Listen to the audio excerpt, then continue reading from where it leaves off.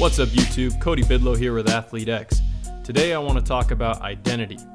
Lately in the news, in politics, in pretty much everywhere you look, identity is something that has seemed to make quite a resurgence, whether it be through identity politics or otherwise. I'm not going to get into identity politics all that much. I might eventually in another video, but today I want to talk about identity, specifically self-identity, how you choose to identify, and how that can affect your mental state, your emotional state, the things that you're trying to pursue in life. All those things are impacted strongly by how you choose to identify, how you choose to see yourself, and really what hat you choose to put on in your day-to-day life. If you like the video, hit a thumbs up. If you like it a lot, please subscribe. If you have something to say, leave a comment. I'm always happy to hear what you guys have to say, what you have to think about the videos, and hopefully we can stir up some intellectual conversations. Social beings operate in the world, particularly the social world, relative to their self-identity and the self-identity of others. So my identity and your identity come together when we have an interaction, and those interactions are really framed by how each of us identify. Now, even when it comes to things that aren't specifically social, such as the things that you're pursuing in life, they have social aspects, but at the end of the day, they really have to do with you and then how you see the world and how you want to take part in the world that you see around you. When deciding what you want to identify as, it's not necessarily that you're going to sit there and all of a sudden, boom, I have this idea and that's what I want to identify as, but you do make small decisions throughout your life which lead to identifying in one way or another. Particularly in the case of athletes, athletes go around looking at the world through the lens of being an athlete. They schedule their day around their training, choose schools that are going to give them the best opportunity to participate in their sport, and all of those choices that they make on a day-to-day basis. It could be the clothes that you wear, the food that you eat. All that stuff is directly impacted by how you identify. Our mental health, including our self-esteem, is intertwined with our identity and our perception of how we have lived up to our ideal of who we are and who we think we're supposed to be. Those who identify as athletes put their mental and emotional health at risk if they're too attached to their self-identification as an athlete. Injuries, poor performances, and an unrealistic expectation of capability can all wreak havoc on one's self-image, self-esteem, and their overall emotional state. I see a common theme amongst athletes where they tend to tie their emotions, their ego, and identity as a whole into their status as an athlete. This comes directly from how one identifies within themselves, and then that gets projected outward in their day-to-day life. There's a subtle but real difference between someone saying, I'm a sprinter, versus I train as a sprinter. I'm a sprinter means that I, myself, my whole being is a sprinter, versus I train as a sprinter means sprinting is one thing that I do. I like to sprint. It's fun. I enjoy getting faster. I enjoy beating other people in races or getting beat by someone who's really fast and having the experience of running next to someone who's really fast. But it's not what defines me as a whole. It's a tricky thing because, like I said, it's subtle, but it's important. If you within yourself identify as X, your day-to-day mindset, perspective, schedule, relationships, etc. will all be shaded with whatever it is that you consciously or subconsciously believe makes up being X. If you connect your emotional state to something that is ultimately out of your control, such as how you perform at a track meet, how you perform in a powerlifting competition, whatever. If you connect your emotional state to something that is ultimately out of your control, such as your potential capabilities as an athlete, then the likelihood of you having an existential crisis of sorts is much higher. There's a difference between being emotionally attached to the idea of performing at some certain level, achieving some abstract goal that you've come up with relative to whatever you do, versus doing that stuff, pursuing those goals, but at the end of the day, distancing yourself from the emotional aspect of it and just kind of letting the chips fall where they may. That distinction is what makes the difference between the people who can shrug off a defeat because their whole identity is not wrapped up in that one single thing. Michael Phelps recently was quoted in an article as being suicidal after winning more gold medals than anyone had ever before. His entire being was tied into one thing, swimming. Once he had achieved all that there was to achieve in the sport of swimming, he was left feeling empty, depressed, and eventually suicidal. Even outside athletics, with the recent suicide of the DJ Avicii, the same patterns can be seen. Rise to the top at the one thing that you've always pursued and always focused on, that one thing, And once you get there, you end up feeling like there's nothing else to live for. This is what I'm talking about. If all you do is one thing, and your whole being, your whole self, your whole identity is wrapped up in that one thing, then you're bound to eventually suffer from it. And suffer because of you setting yourself up for that suffering, because of how attached you've become to the things that you do, particularly the one thing that you do, which is, say, your sport or your profession.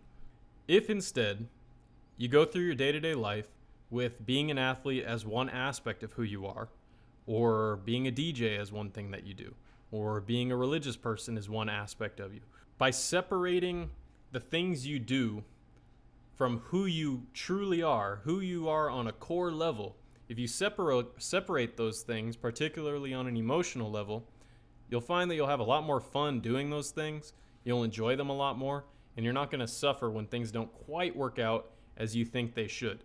And remember, just because you think it should work out one way doesn't mean that that's the best thing for you in the long run. Just like you can't predict the future, you can't always predict how you're supposed to act, and you kind of have to just let go of that and let things happen as they do. Obviously, you want to make the decisions that you think are going to lead to whatever it is you're trying to achieve. You know, if you want to get faster, you need to run fast at the track, you need to lift some weights, you need to train well. But your whole identity cannot be wrapped up in that. I would argue that the more you grab on and the more you just really try to get that one thing, the less likely you are to get it in the long run.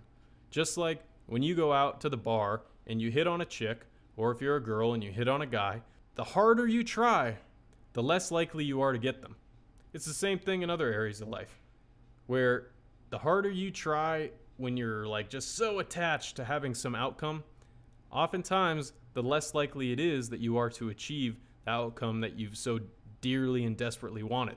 Much of my experience coaching people, both in one-on-one and team settings, have been spent working with athletes on the mental and emotional aspects of training and competing. While I do believe that some level of attachment to outcome can have a positive effect on some individuals' performance outcomes, the vast majority of people need to be very careful about how wrapped up they become in what they do. Most people who train or compete in a given sport will never make a living off their sport, and as such, they're hobbyists. You know, you got to be honest with yourself. If you're not running 10-2 by the time that you're like 18, 19, 20 years old, becoming a professional sprinter is not in the cards for you.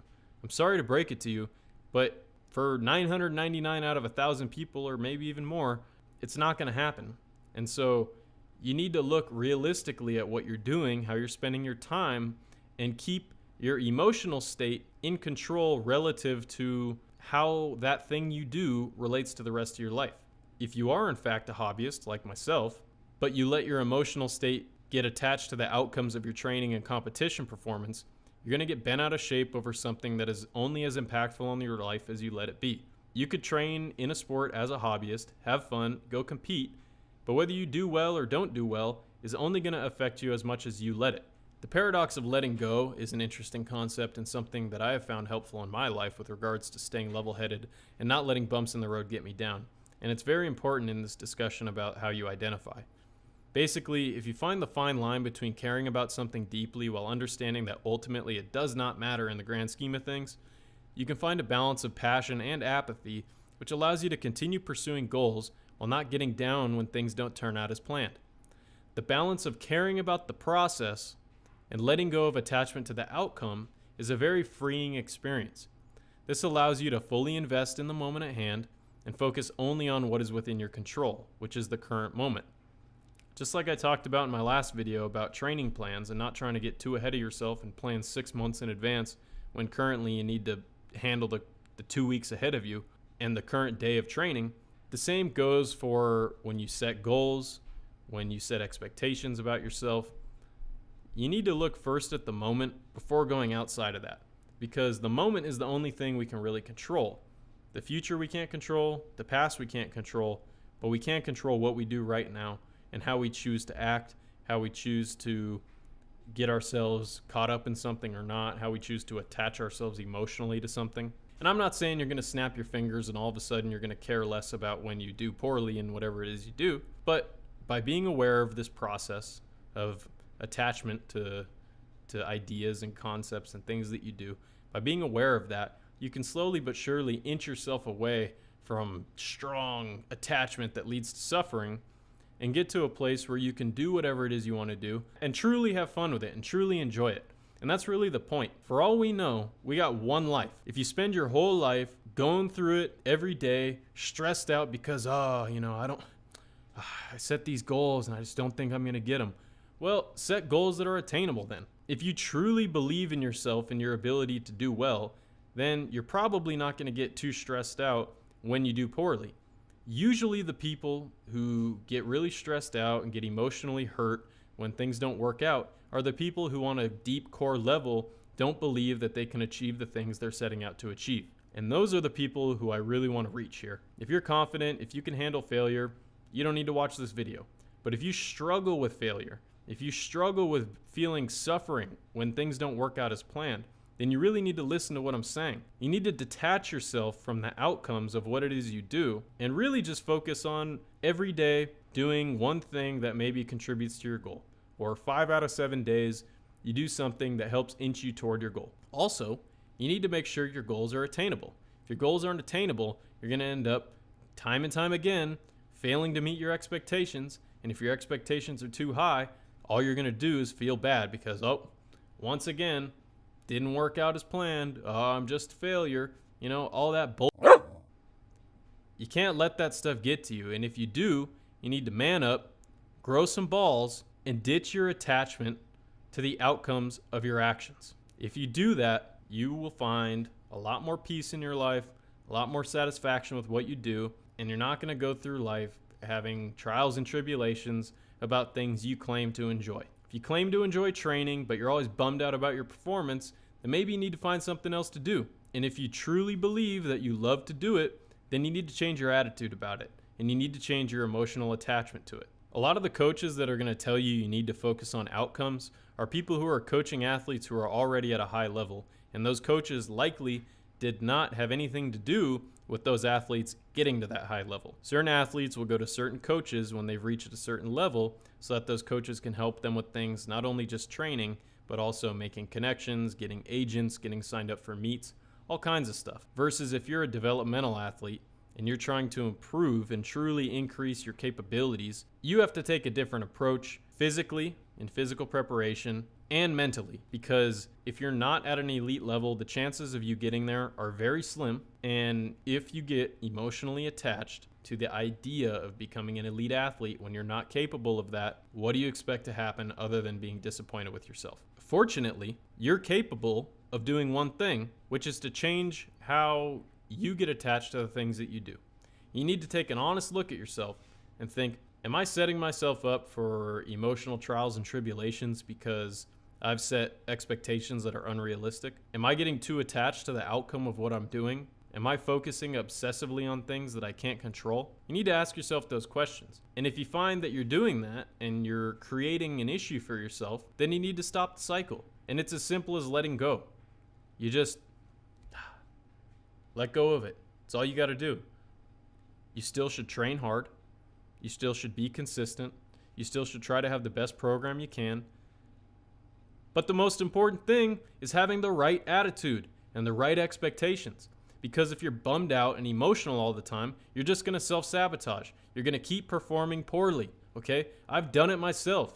The reason I'm passionate about this is because I've experienced it myself, and I've experienced it with athletes that I've worked with. And across the board, the same themes are present. Expectations that are too high, performance goals that are unrealistic, being too attached emotionally to the outcome of what you're doing, and not focusing that much on what you're doing in any given moment because you're too focused on some abstract idea of what you're trying to achieve out in the future. If you get a grasp on that and you can kind of tone down that emotional attachment a little bit and just focus on every day doing something that contributes to your ultimate goal, you can rest assured that you're probably going to improve to some degree.